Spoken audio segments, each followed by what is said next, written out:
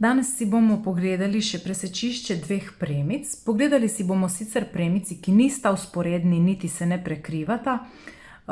To pomeni, da ne smeta imeti enakega smernega koeficienta. V primeru, da imata enak smerni koeficient, vemo, da sta vzporedni premici pa se ne sekata. Torej, presečišče dveh premic lahko določimo seveda grafično, in bomo to tudi najprej naredili, tako da si kar zapišemo vrednosti, recimo za x 0, 1 in 2, ter zračunamo y za prvo premico, torej ko je x 0 je y minus 4, ko je x1 je y minus 2 in ko je x2 je y, torej 4 minus 4, 0. Pogledamo še za drugo premico. No, pa dajmo tudi tukaj kar od 0 do 2. Se pravi, imamo minus 1, ko je x1 minus 1 minus 1 minus 2. In še ko je x2 je y minus 3. Lahko bi izbrali tudi vrednosti od minus 1 do 1. To je vedno poljubno, zakaj se odločimo, za kakšne vrednosti. No, pa dajmo ti dve premici kar vrisati v naš koordinatni sistem. Torej, najprej prva, ko je x0 je y minus 4, ko je x1 je y minus 2 in še ko je x2 je y0. Torej imamo prvo premico. Označila jo bom recimo kar z oranžno barvo, tako da jih ločimo. Torej, to gre za to linearno funkcijo, za graf te prve linearne funkcije in narišemo še drugo. Tako je x0 je y minus 1. Ne, zmotila sem se. Se pravi, ko je x0 je y minus 1, imamo tukaj. Ko je x1 je y minus 2, torej bo ta. In še ko je x2 je pa y minus 3. Imamo tukaj, torej te tri točke.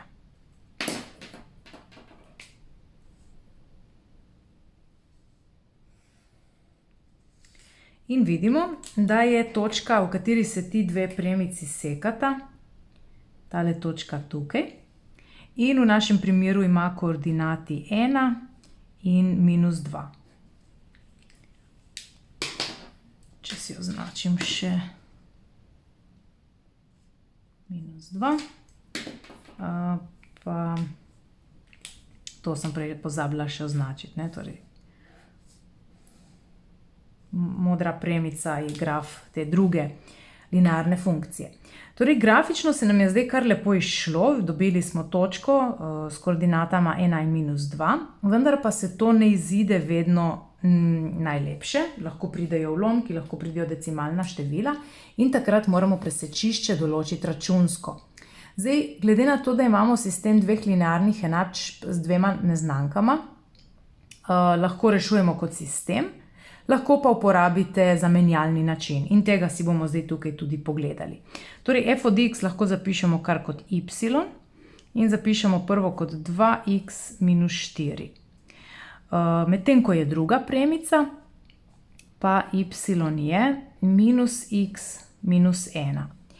In sedaj praktično rečemo y je enak y in potem ti dve strani enačimo. Torej, 2x minus 4 je isto kot minus x minus 1.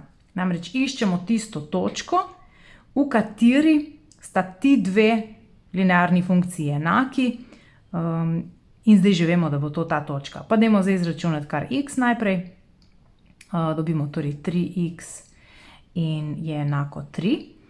Ko x ne samo na to stran je namreč plus x, ko minus 4 ne samo na drugo stran je plus 4, torej 4 minus 1 je 3 in dobimo, da je x1. Za izračunati y pa vnesemo ta x v prvo ali drugo enačbo, tisto, ki se nam zdi mogoče lažja za računanje in rečemo y je.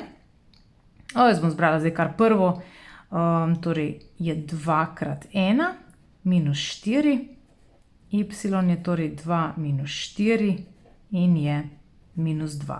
Dobili smo torej točko s koordinato 1 in minus 2. In tako smo tudi računsko prišli do presečišča teh dveh premic. Kot že omenjeno, če imata premici enak smerni koeficient, pomeni, da sta vzporedni in pomeni, da presečišča takih dveh premic ne moremo določiti. Računsko bi to pomenilo, da enačba nima rešitve.